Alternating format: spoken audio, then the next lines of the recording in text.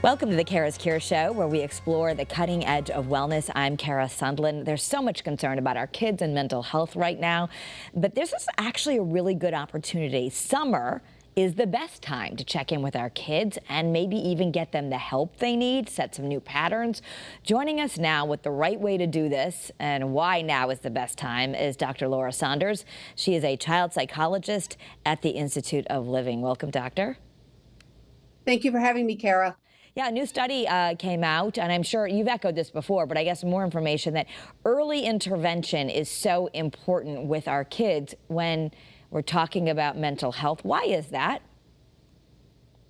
So let's think about a couple different statistics here. Let's start with 50% of all lifetime mental illness shows signs by age 14. Right. So this is not like, oh, you're 35 and like, I can't say, I'm not saying you can't get depressed at 35. But a lot of that would be then context driven. You've had a loss, you've had a significant change.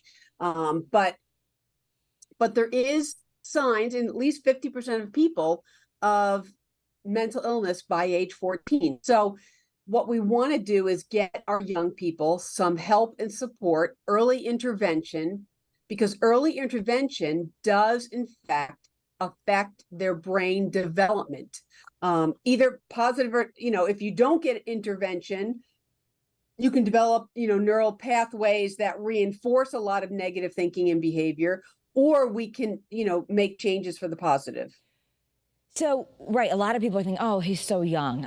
We don't need to deal with this. They're moody. They'll outgrow it. What you're saying is what we've learned about neuroplasticity, that our brain actually changes depending on what we're doing. That's why as adults, we're talking a lot about meditation and changing thought patterns.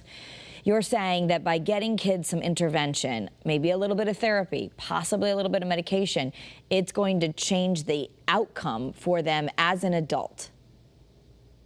You are right that the brain is an amazing organ. And unlike some of our other body parts, it's remarkably elastic. So meaning it has the ability to change and adapt. But what we want to do in what's called the pruning process is where you kind of pare down certain neural pathways and then reinforce others. So that pruning process seems to play a really important part in adolescent brain development. So we want to create pathways that are more positive and adaptive as opposed to kind of sealing in more negative or destructive thought patterns and emotion patterns. So adolescence, it can be tough for parents and kids. They seem so moody, but it's a window of opportunity. So how do we know if they need help? It does seem sometimes that all adolescents are moody and irritable, but and there's some truth to that. What I want, parents to really do is take a deeper dive and make comparisons, not necessarily comparing your child to other children necessarily, but comparing them against themselves. Last summer, how was their behavior? Or in the winter or early spring, their behavior wasn't quite like this. Really make comparisons to their own behavior and their own functioning. While they may be moody and at times irritable, is that their overwhelmingly predominant emotional state? Is that presentation, that emotional presentation, affecting their ability to function? Is it making it so that they're not leaving the house, or they're not doing things with friends when they used to do things with friends, or every other year they've done this camp or that camp and they've really enjoyed it, but this year they're hating it and they're complaining about everything. So you really want to look at, is their emotional state hindering their functioning? And again, sometimes I lump depression and anxiety together. And certainly if there's trauma, like if trauma has happened for someone, that is absolutely going to affect them. So what would early intervention look like? What is step one? Because the other problem is, you said 1 out of 5 kids, 1 out of 5 kids could have a diagnosable mental illness. at that young age, but only 1 out of 3 are actually getting treated for it. Sometimes maybe the parents aren't doing it. Other times it does. I get calls all the time, and I refer a lot of them to you. How do I get help? Where do I go? How do I find this? I think the first step is identification. Now, anyone can have a problem for days, a week or two, right? I'm talking about issues that are negatively affecting someone's functioning for weeks and weeks on end. So it's really, I mean, it's not just like they've had a bad day or they've had a bad week. You know, this is, believe it or not, we're entering into like the second week in July. Your child's been out of school for a month and they can't seem to leave their bed, or they're up all night and then sleeping all day. Now we're into like 4 weeks where they're not able to function. I've had, done an intake recently where the individual really was like not functioning at all. And they said they wanted to get a job. They just weren't doing anything. And so we said, okay, well, here's your deadline. Let's see if you can meet that deadline. They blew through the deadline, not able to do anything, clearly very, very depressed. With an overlay of anxiety. So, we set some goals. We said, okay, let's see if you can get yourself out of this. They could not get themselves out of it, because sometimes you just need to dig deep to inner motivation if you have that. And, in those situations, now we've identified that it's a problem. The next step is coming up with a plan. So for a young child, because I can hear moms probably thinking like, gosh, I don't know. They get very nervous, right? As parents, like we'll do all kinds of things for ourselves, but okay, I don't want to medicate my kids, or I don't want the stigma of sending them to a therapist, or my kid is very oppositional and I'm already in so many battles and now I'm going to have to battle to take him to a therapist, or that kind of thing. But talk about how this doesn't have to be so difficult, and the kind of script we should be using so that we can really help our kids feel better. I like to appeal to the reasonable side of our young people, and really having frank and honest discussions about the fact that, clearly you don't feel well. I mean, not necessarily physically, but you're not doing well emotionally. So let's try a couple of different things. Let's do something to see if you can feel better. Therapy is one of the ways that we can take a step into it. And oftentimes in those situations, what I try to lead with is, you have nothing to lose, right? This intervention's not going to make anything worse. For right now, it's private. Other people don't know. Although I'm continually surprised that more and more young people are willing and open to talk about being in therapy or to being on medication. So while we still have work to do in the area of stigma, right, which is the expectation of rejection based on an aspect of identity, they're a little more willing to be open, and they'll see, they'll see that other young people are also getting help and seeking support. And the important thing, I think, for young people, right, is, again, back to that neuroplasticity and back to that growing brain.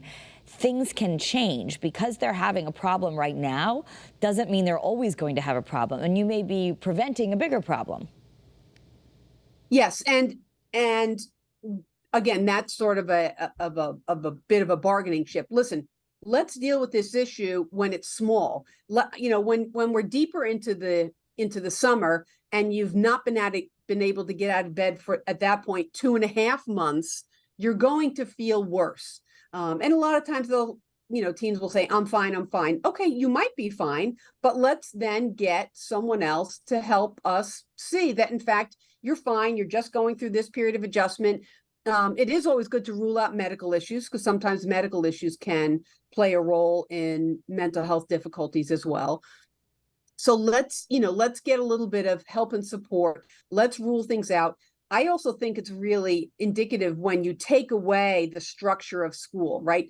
That you have to get up, you have to get to school, you have to, you go to your after school activity, you change, you shower, you do your homework, you eat some dinner. When you take away all that structure, does your young person completely collapse and fall apart? Right.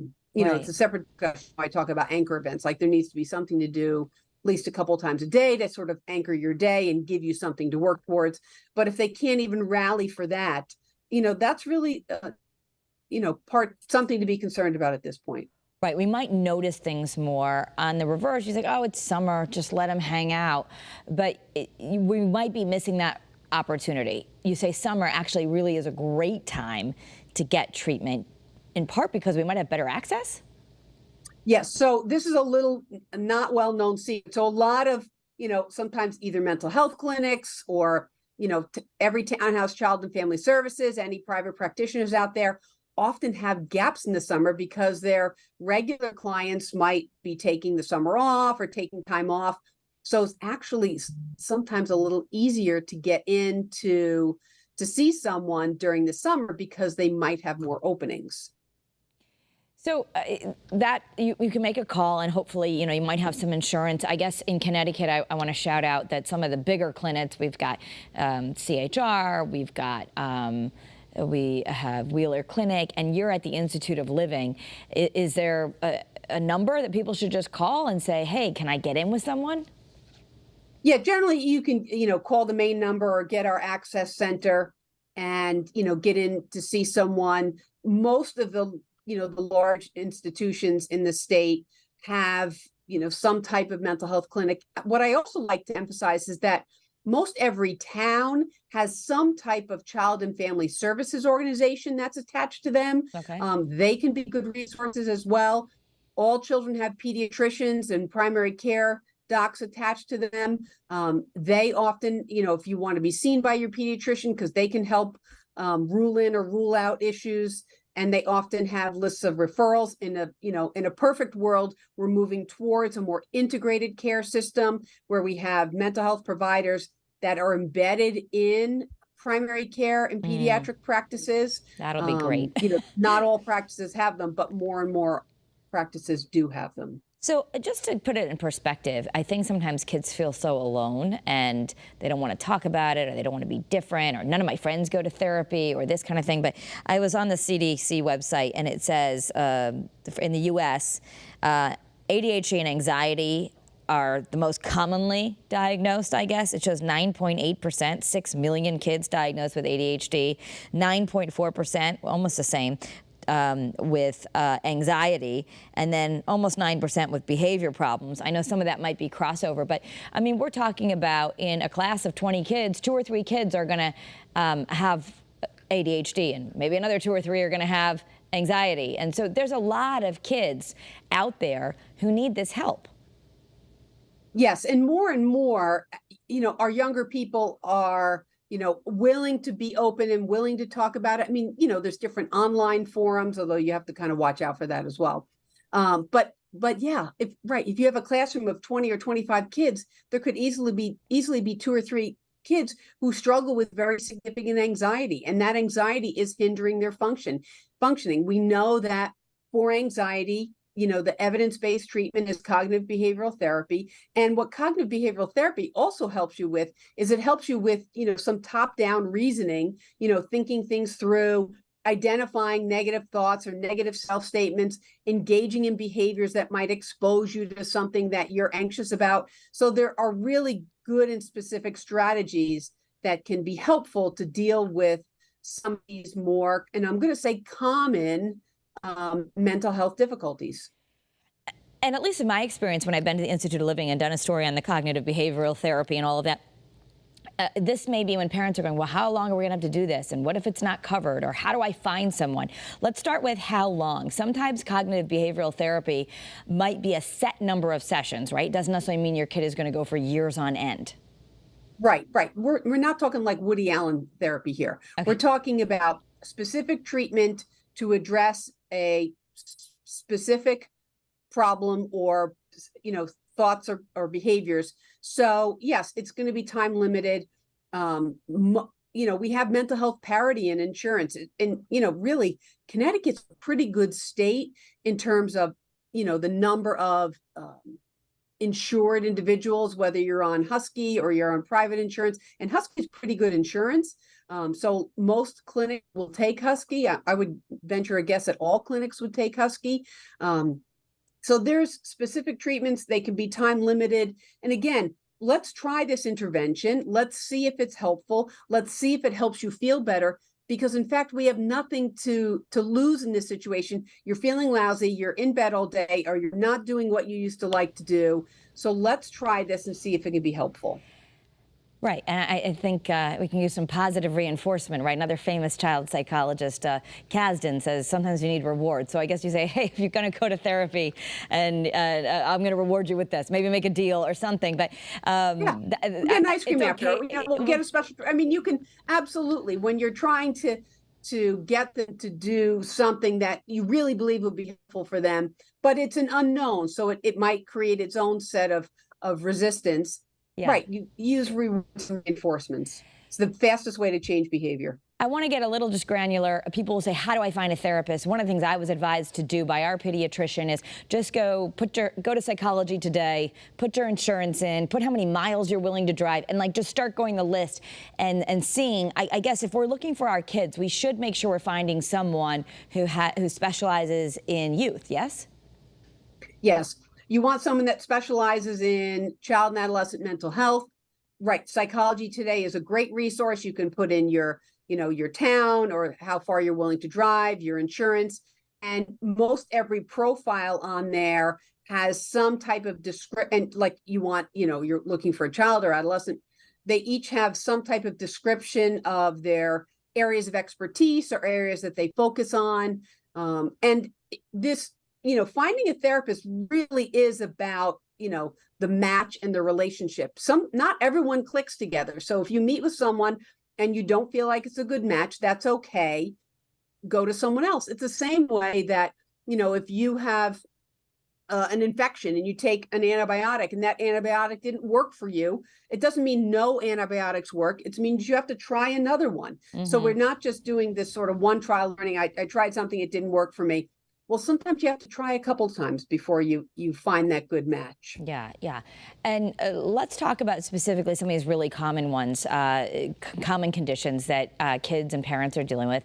ADHD, for example, I have a lot of parents who will ask me, well, he doesn't like to take the medication in the summer, and so we're just not going to do it. And a lot of pediatricians say it's fine. You don't need to take it on the weekends or in the summer.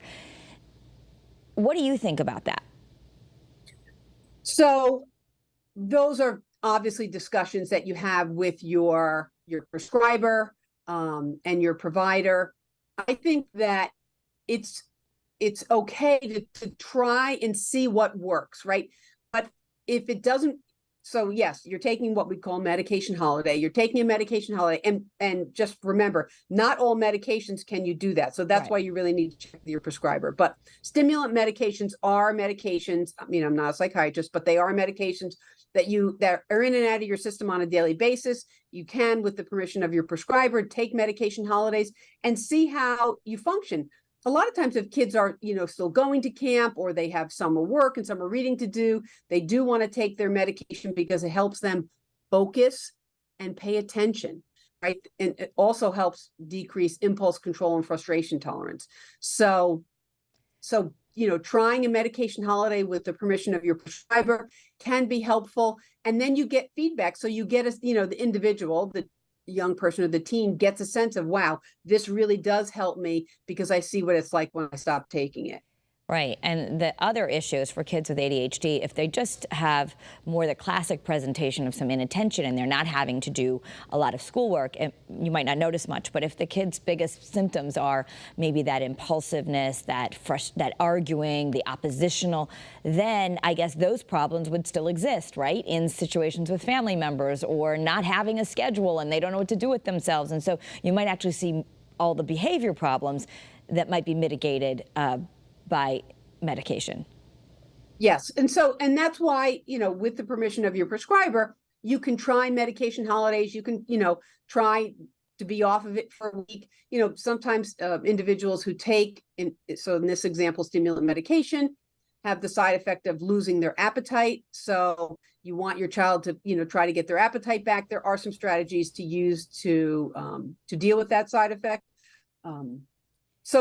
With the permission of your prescriber, you can try some of these things to get a sense if it's helpful. Yeah. But if you as the parent are observing and seeing that your child's behavior is not improved or seems more kind of impulsive or a little bit out of control or they do in fact, some kids are going to summer school or going to other programs. They do in fact need to be able to focus and pay attention. Then you would want to get back on the medication. So can we outgrow some of these things? I know a lot of child psychologists will also say, hey, have patience. You got to wait for that frontal lobe to come online where you have better judgment and all this. So I think parents need some hope and some understanding that maybe, at least when it comes to the brain, our kids aren't totally little adults with their ability to handle some of these things. So in fact, children and adolescents are not smaller adults. They have a different brain and they have different needs. And while, I don't think at the first moment a problem, crops up, do you have to run and get help? You want your child to build a little resiliency and build a little bit of distress tolerance. But when something's going on for weeks and or months, that's really affecting the quality of someone's life. And so once something's gone on for a more protracted period of time, I do like to at least seek some outside support or guidance on how to manage that problem because it affects their ability to function. What about family therapy?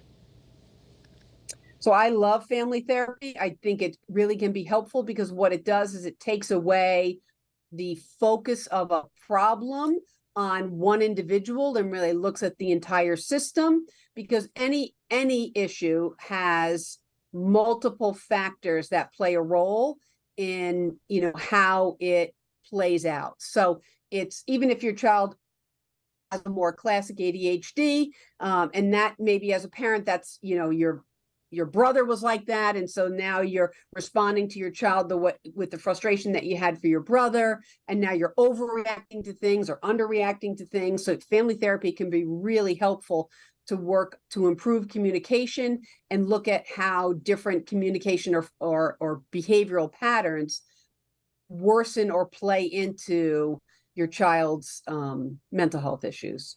If you have a child who's very reluctant to go to therapy, is that a better place to start? Because then they get a little comfortable with mom and dad, and then maybe the person suggests that they see them on their own? Yeah, and again, it depends on what the issue is. I think family therapy could be helpful for most families, honestly. Yeah. But what it does is it takes away the potential finger pointing, like you're the problem in this situation. And it says that, we all can make changes. We all can make improvements. So that's not uncommon. I mean, I do that a lot in my private practice. I'll work with the parents. I'll work with everyone together, because they're coming to see me. I'm a strange person. Let's talk about things openly. That really helps to improve communication, and then take steps towards narrowing down what a reasonable treatment plan would be, or what interventions would be most helpful in this particular situation. So for those who are still listening or watching, I mean, basically the reason we're talking about this is the early intervention. This is where the hopefulness comes, is early intervention really matters, because you have found, the studies are showing that the first evidence of a mental illness that might last all the way into adulthood and affect relationships and jobs and all that could happen at 14. But if you intervene, that child may have a much better life.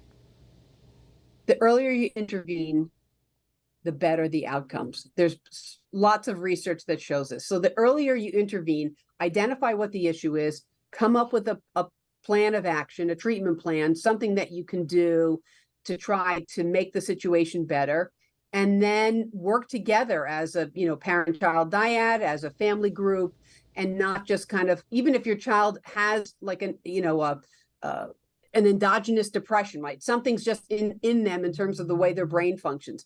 But there's ways that we can, as parents or as a family, help and support your child. So it's not just about sending someone away for treatment. It's about all of us working together.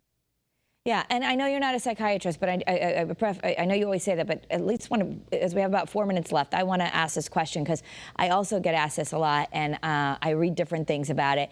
But some people are afraid, because of those black box warnings, to use any kind of antidepressants or SSRIs with teens, that, even if they're on them themselves, they're like, oh, well, I don't think we can use it with teens, and they get very nervous.